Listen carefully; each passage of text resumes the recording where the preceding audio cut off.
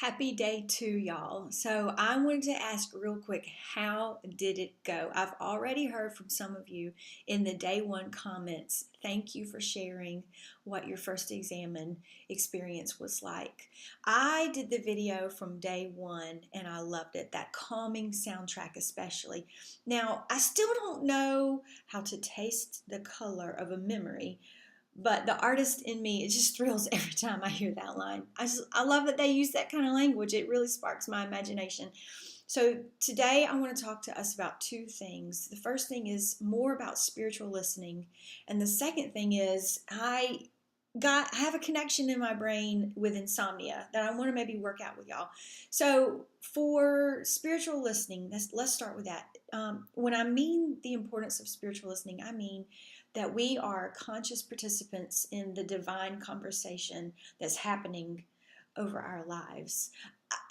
I mean it's something like this, okay? So there are 50 of us in this group, and if somebody had asked me to lead some kind of an online week-long intensive to walk 50 people through the Examen, I probably would have said, give me 2 months. This is the middle of the summer and things are crazy. I may have even said, I don't know if I'm capable of doing that right now or even in the future. But the other day, I read an article about causes of insomnia and what you can do about insomnia. And the psychologist who was writing this was actually not necessarily spiritual, but one of the things that they mentioned was that some religions believe that the early morning hours are kind of like a special holy time that can be spiritual.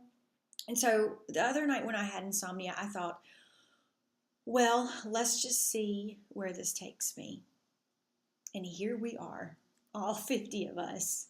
Me listening to the middle of the night and us now listening together. And that's sort of how the listening works. Now, maybe the Spirit was whispering that night. Maybe my soul was just lonely and needed a few buddies to walk with the Examen for a week. But either way, through listening and through paying attention to patterns and connecting dots, here we are. And it is a glorious group, multiple ages, stages, ethnicities, time zones, even countries. It's crazy where y'all are coming from, and I love it. And I love that we're doing this together. That's kind of what I mean by listening. It's about being an active participant, paying attention. And yes, I do believe he's just going to do what he's going to do in our lives, especially if we have said yes to him being over our lives. But don't you want to know? Don't you want to be aware and a willing participant if you can? Let me read something. This book is called Creating a Life with God. My spiritual director recommended this to me, and I love it. It has a variety of prayer practices in it. The Examen, there's a chapter on the Examen. I want to read from that chapter real quick. Just as an airplane leaves a vapor trail in the sky, Ignatius realizes that God leaves a trail of experience in our lives. The key to finding the path God leaves through our empire is to search for the evidence of that trail of experience. This search is the practice of Examen. So if we believe that God is always knocking, and that if we hear his voice and open the door, he wants to hang out with us. So we just need to be listening and open. And as we develop our spiritual literacy and increase our spiritual attention span, we are also attuning our ears to the work of the soul and the Spirit in our lives. This is actually why writing it down helps, right? Paying attention and writing it down. Let me read something. There's also a whole chapter on journaling in this book, and this is what the writer has to say about journaling. Through journaling, a person can share experiences of Lectio Divina, that's sacred reading, or track discernments made in the Examen. One can try to plumb the depths of silent prayer or write about creativity. The practice of writing stands on its own as a way of encountering God, because writing cultivates those 2 essential prayer skills, listening and noticing. And as we strive to jot down our experiences of the holy, we enter into that silence from which God speaks. We incline our ear such that a voice beyond our own may become recognizable to us and speak words we may then capture on paper or computer screen.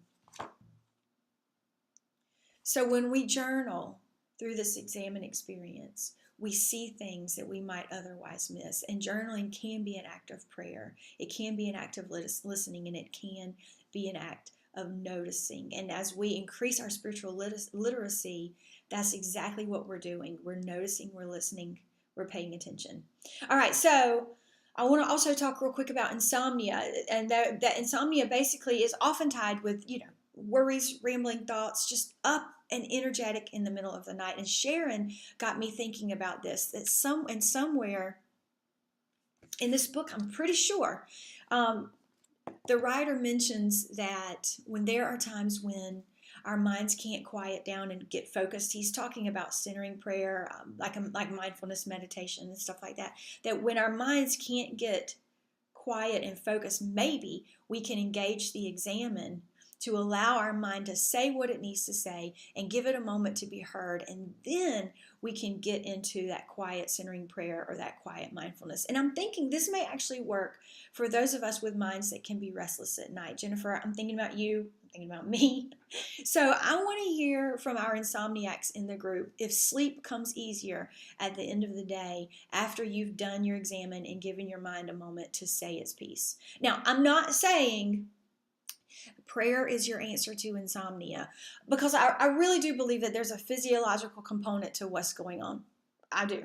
I have insomnia, and I do believe it's biophysical. But I also think that we can influence our physiology, right?